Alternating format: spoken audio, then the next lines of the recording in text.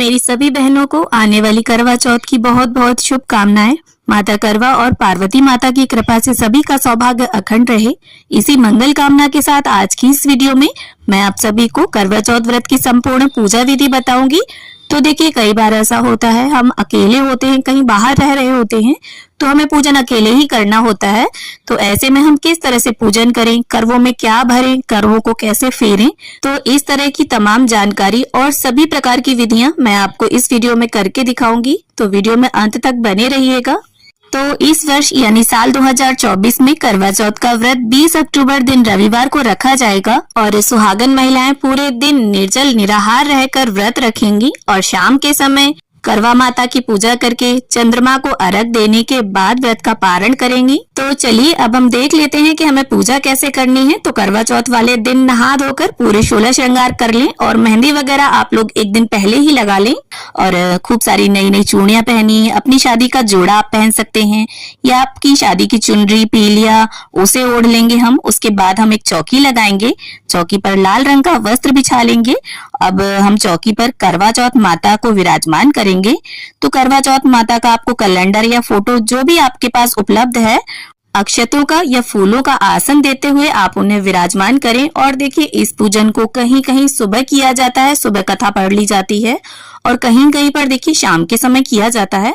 तो हमारे यहाँ इस पूजन को शाम के समय किया जाता है, चंद्रमा के उदय होने से थोड़ा पहले। तो इस फोटो में देखिए गणपति जी बने हुए हैं, तो गणपति जी का पूजन भी हम यहीं पर कर लेंगे। अगर आप अलग से गणपति जी की स्थापना करना चाहें तो अपने मंदिर के गणपति जी को आप स्थापित कर सकते हैं चौकी पर। और देखिए, अगर आपके पास फोटो है तो आप पिछले साल की फोटो में पूजा कर सकते हैं। और अगर कैलेंडर लेते हैं तो हर साल हमें नया कैलेंडर लेना होता है। अब क्योंकि मैं आपको संपूर्ण विधि बता रही हूँ तो मैं यहाँ पर कलश की स्थापना करूंगी।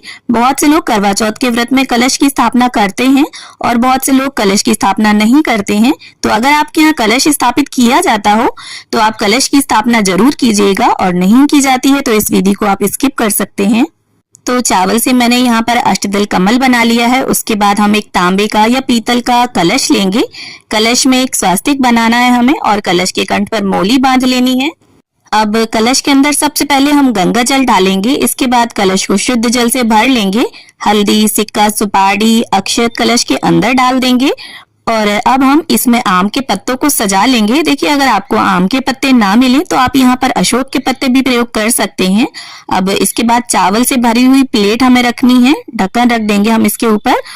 और इसके बाद देखिए, सभी पत्तों को हम यहाँ पर रोली से टीक लेंगे। आप रोली से या चंदन से पत्तों को टीक जरूर लीजिएगा। अब हमारा कलश तैयार हो गया है और इसे हम अष्टदल कमल के ऊपर रख देंगे और चावलों से भरी प्लेट पर एक शुद्ध देसी घी का दीपक रखकर हम उसे प्रज्वलित कर लेंगे। अब हमें गेहूं की छोटी छोटी 2 ढेरियां लगानी है और इस तरह से देखिए, हमें 2 करवे चाहिए होंगे। तो जो अकेले पूजन करता है उसे 2 करवे चाहिए होते हैं। इस तरह से होल होता है करवे में।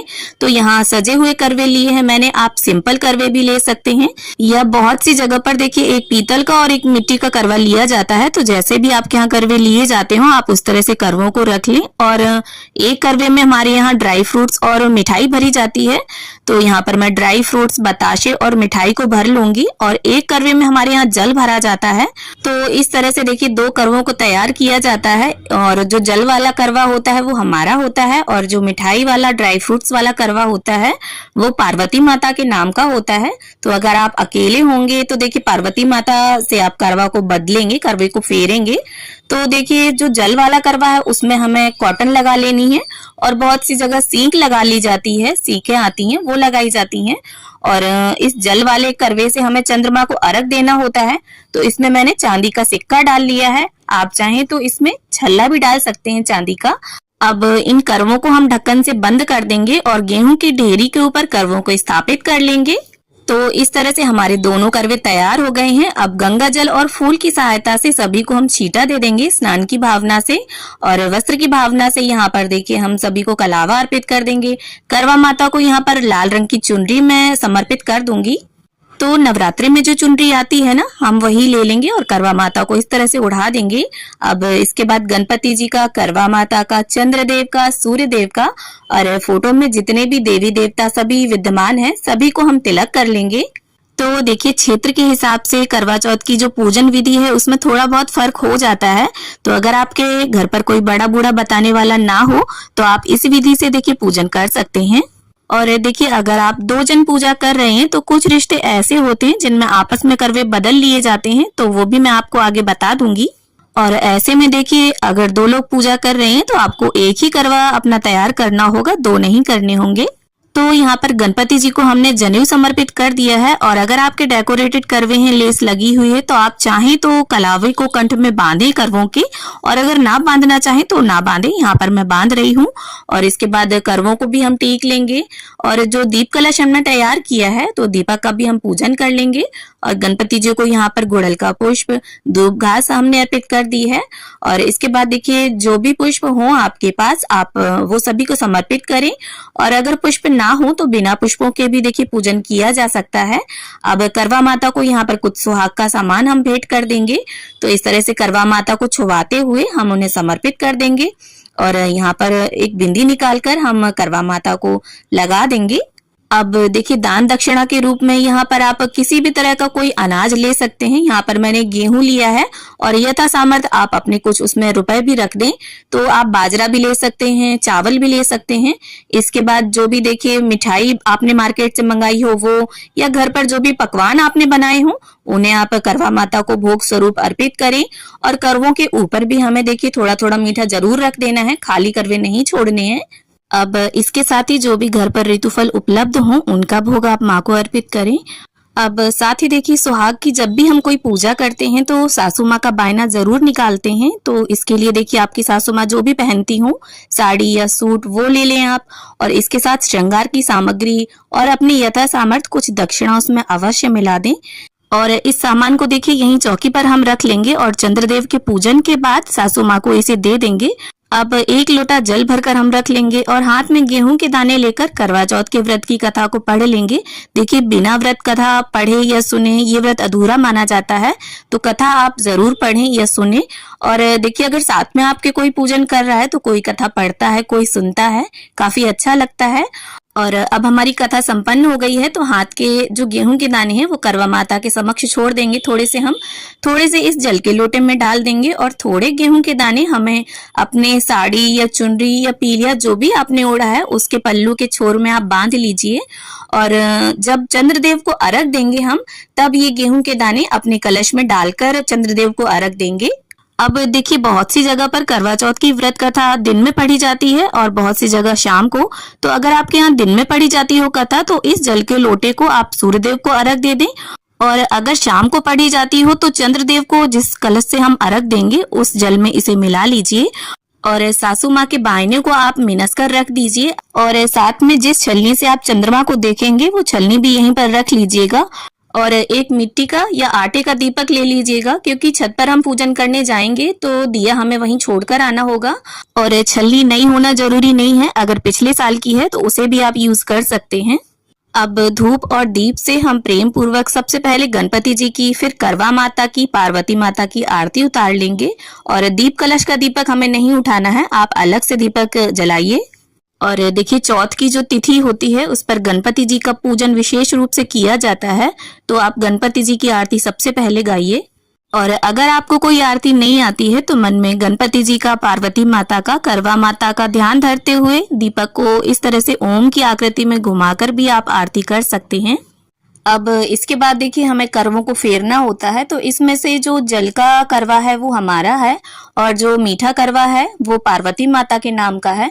तो इस तरह से हाथों को क्रॉस करते हुए हमें 7 बार करवों को फेरना होता है। और इस बात का आप विशेष ध्यान रखिए कि करवे आपस में टकराने नहीं चाहिए।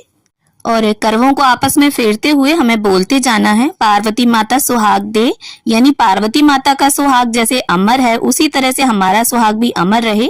तो ऐसी मंगल कामना के साथ हम 7 बार इन करवों को फेरते हैं।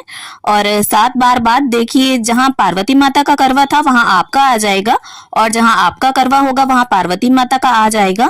और देखिए अगर आप देवरानी, जिठानी, बहन या सहेली के साथ पूजन कर रहे हैं तो आप करवों को आपस में फेर सकते हैं। और माँ के साथ और सासू माँ के साथ करवों को नहीं फेरा जाता।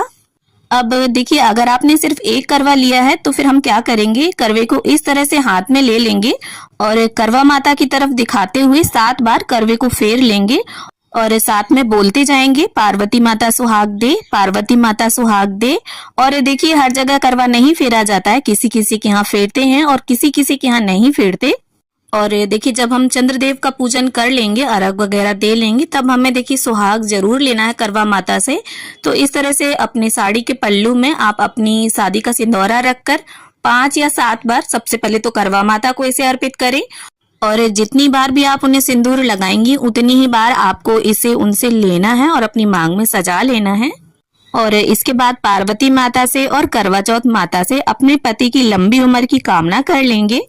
तो इस पूजन के बाद देखिए, हमें चंद्र पूजन करना है, चंद्रमा को अर्घ देना है। इसके बाद पति पूजन करके और सासू माँ को बायना देकर हम व्रत का पारण करेंगे।